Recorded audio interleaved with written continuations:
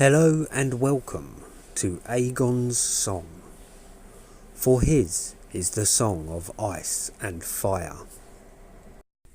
In this series, we'll be analysing the scenarios surrounding all of the main protagonists in their final chapters, either at the end of A Dance with Dragons or in the Winds of Winter sample chapters, looking at where they are, who they're with, and the events that have just happened, and trying to determine how these scenes might play out going forwards. In this episode, we'll be focusing on no one.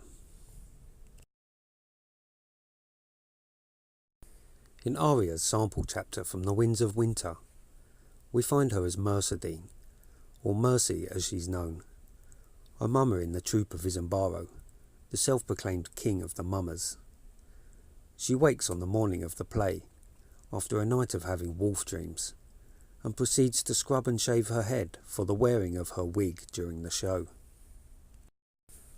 The play is called The Bloody Hand. It seems to be based on Tyrion's time as the King's Hand, with Mercy playing the part of Shay, getting raped and murdered by the demonic dwarf. Isambaro informs the mummers that there'll be an important Westerosi envoy in the audience for tonight's show, so they must all be magnificent. Mercy spots a familiar face in the envoy's party shortly before the show is due to begin, then slips away, telling the other mummers that she needs to practice her lines.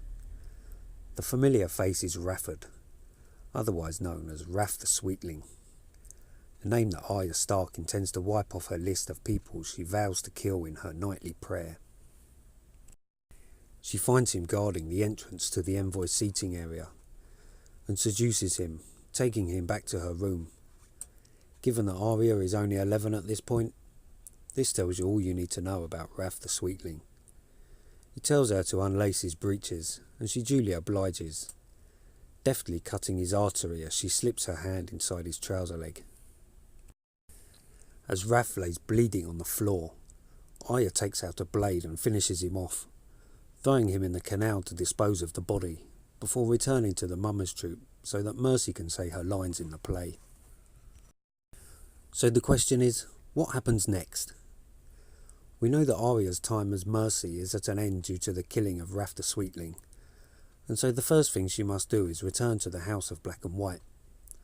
So the real question is, what will the kindly man do in response to this unsanctioned murder, given that it's Arya's second offence? The first time, in the Cat of the Canals chapter from A Feast for Crows, when she had killed Darion, the deserter from the Night's Watch, the kindly man had told the waif, "My throat is dry. Do me a kindness and bring a cup of wine for me, and warm milk for our friend Arya, who has returned to us so unexpectedly." Arya drinks the milk, noting that it tastes a little burnt and has a bitter aftertaste. And the next morning she wakes up blind. The punishment was clearly part of her training, but it was presented as a punishment all the same. Arya will undoubtedly return to Westeros at some point, so could this second offence be the catalyst that sends her on her way? It seems likely that it will be. The kindly man has repeatedly questioned her ability to relinquish her former identity, so perhaps now is the time for Arya to be expelled from the Order of the Faceless Men, and cross the Narrow Sea once more, and begin to remove more names from her list. Only, being expelled from the Faceless Men means they'll probably try to kill her, much as they did in the show, so we should have that to look forward to.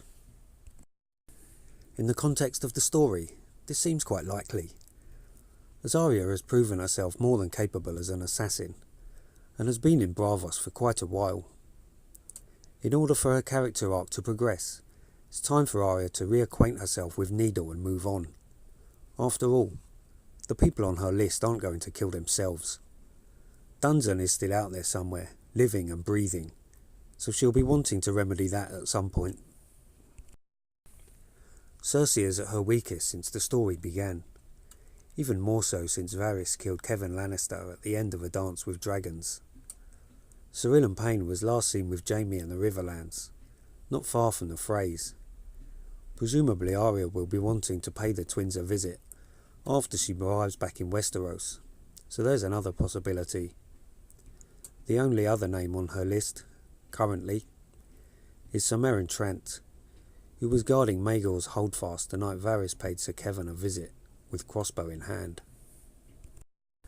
And so, with all these names still on her list, and with the remainder of her family to find and reunite with, namely Jon, to a lesser extent Sansa, Arya's plenty of unfinished business to attend to in Westeros. So now is surely the time for our favourite girl-child face-changing master assassin to head west.